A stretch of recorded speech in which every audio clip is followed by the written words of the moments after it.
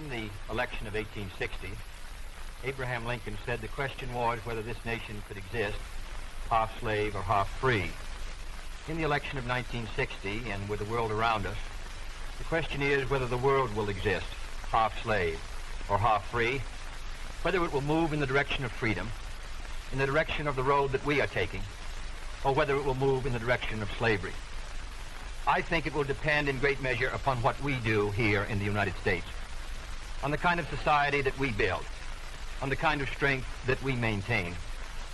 We discussed tonight domestic issues, but I would not want that to be any implication to be given that this does not involve directly our struggle with Mr. Khrushchev for survival.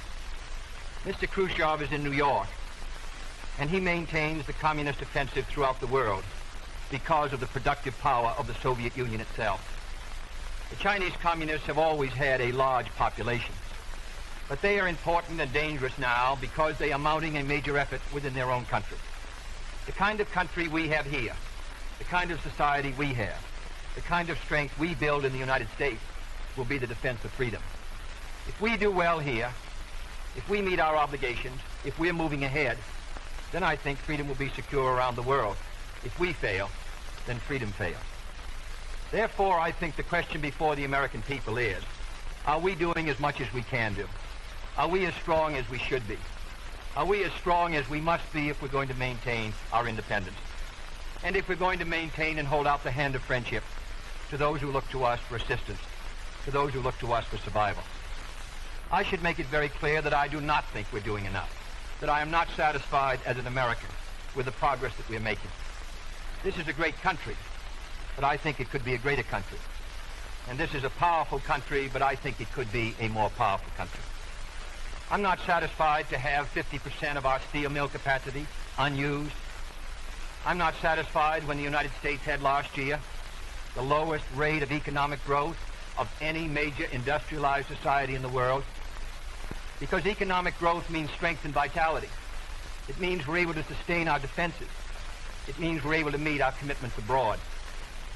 I'm not satisfied when we have over $9 billion worth of food, some of it rotting, even though there is a hungry world, and even though 4 million Americans wait every month for a food package from the government, which averages 5 cents a day per individual. I saw cases in West Virginia, here in the United States, where children took home part of their school lunch in order to feed their families, because I don't think we're meeting our obligations towards these Americans. I'm not satisfied when the Soviet Union is turning out twice as many scientists and engineers as we are. I'm not satisfied when many of our teachers are inadequately paid, or when our children go to school part-time shifts. I think we should have an educational system second to none. I'm not satisfied when I see men like Jimmy Hoffa in charge of the largest union in the United States, still free. I'm not satisfied when we are failing to develop the natural resources of the United States to the fullest. Here in the United States, which developed the Tennessee Valley and which built the Grand Coulee and the other dams in the northwest United States, at the present rate of hydropower production, and that is the hallmark of an industrialized society, the Soviet Union by 1975 will be producing more power than we are. These are all the things, I think, in this country that can make our society strong or can mean that it stands still. I'm not satisfied until every American enjoys his full constitutional rights. If a Negro baby is born, and this is true also of Puerto Ricans and Mexicans in some of our cities, he has about 1/2 as much chance to get through high school as a white baby. He has 1/3 as much chance to get through college as a white student. He has about 1/3 as much chance to be a professional man, about 1/2 as much chance to own a house. He has about 4 times as much chance that he'll be out of work in his life as the white baby. I think we can do better. I don't want the talents of any American to go to waste. I know that there are those who say that we want to turn everything over to the government. I don't at all. I want the individuals to meet their responsibilities. And I want the states to meet their responsibilities. But I think there is also a national responsibility. The argument has been used against every piece of social legislation in the last 25 years.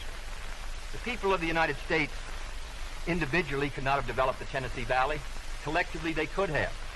A cotton farmer in Georgia, or a peanut farmer, or a dairy farmer in Wisconsin or Minnesota, he cannot protect himself against the forces of supply and demand in the marketplace, but working together in effective governmental programs, he can do so. 17 million Americans who live over 65 on an average Social Security check of about $78 a month. They're not able to sustain themselves individually, but they can sustain themselves through the Social Security system. I don't believe in big government, but I believe in effective governmental action. And I think that's the only way that the United States is going to maintain its freedom. It's the only way that we're going to move ahead. I think we can do a better job. I think we're going to have to do a better job if we are going to meet the responsibilities which time and events have placed upon us. We cannot turn the job over to anyone else. If the United States fails, then the whole cause of freedom fails. And I think it depends in great measure on what we do here in this country. The reason Franklin Roosevelt was a good neighbor in Latin America was because he was a good neighbor in the United States. Because they felt that the American society was moving again. I want us to recapture that image. I want people in Latin America and Africa and Asia to start to look to America, to see how we're doing things, to wonder what the President of the United States is doing, and not to look at Khrushchev or look at the Chinese communists. That is the obligation upon our generation. In 1933, Franklin Roosevelt said in his inaugural that this generation of Americans has a rendezvous with destiny.